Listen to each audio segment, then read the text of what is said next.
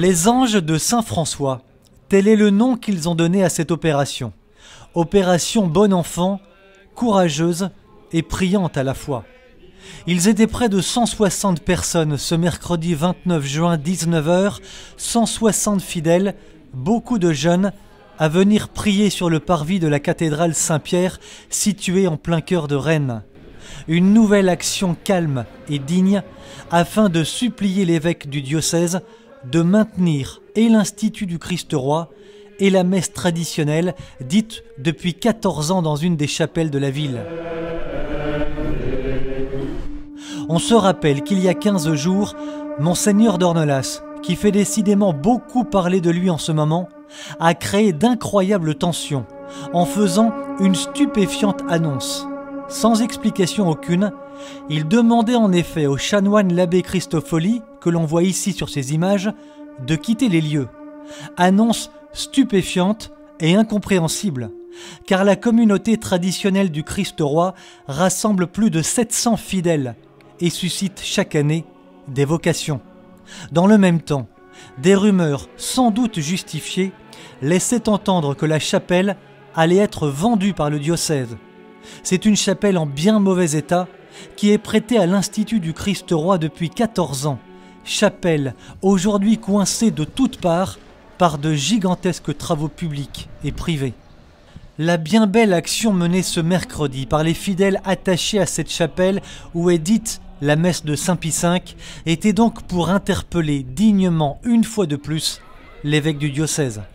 Cette action est une action faite par les croyants, par les pratiquants d'une paroisse très vivante qui ne demande qu'à vivre, et j'espère que Monseigneur d'Ornelas écoutera et entendra notre voix qui est une supplique silencieuse mais très religieuse et très spirituelle.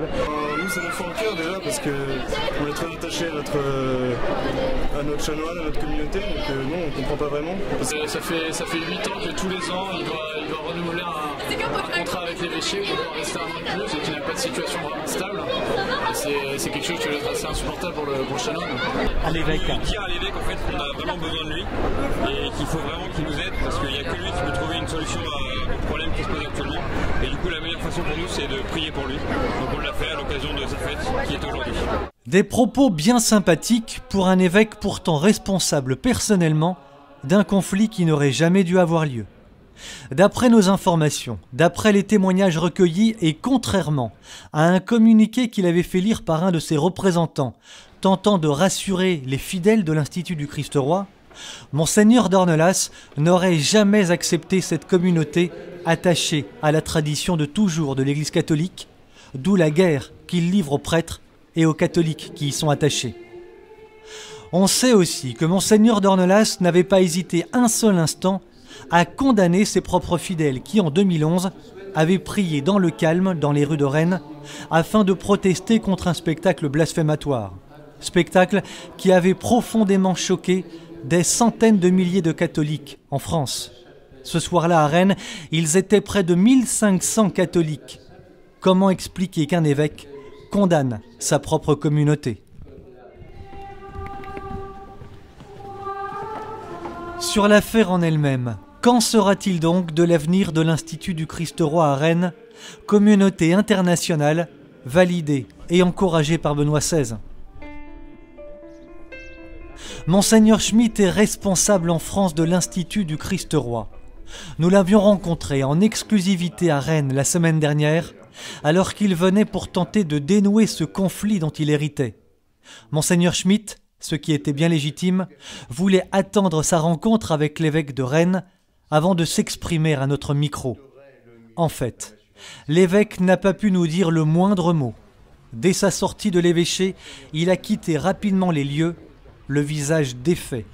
Que s'est-il donc passé durant 2 heures dans le bureau de l'évêque? Ce dernier lui aurait-il imposé le silence? On sait que Monseigneur Schmitt, qui avait fait un trajet de 6 heures en voiture pour arriver jusqu'à Rennes, a dû attendre une demi-heure durant, seul dans une salle d'attente, avant d'être enfin reçu par Monseigneur d'Ornelas. Curieuse appréciation de la charité, en ce jubilé de la miséricorde que de faire attendre aussi longuement un confrère, évêque, qui plus est.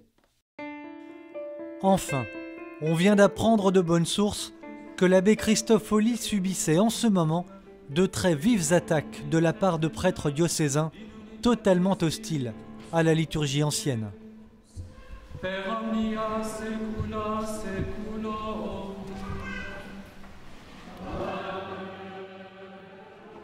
Le combat des fidèles de l'Institut du Christ-Roi est aussi le combat des autres communautés traditionnelles de l'Église.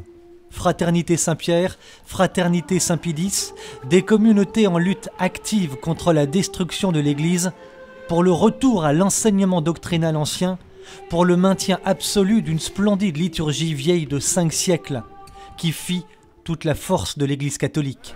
Benoît XVI nous a dit qu'elle était toujours d'actualité. Et nous en vivons, spirituellement, elle nous fait grandir dans la foi.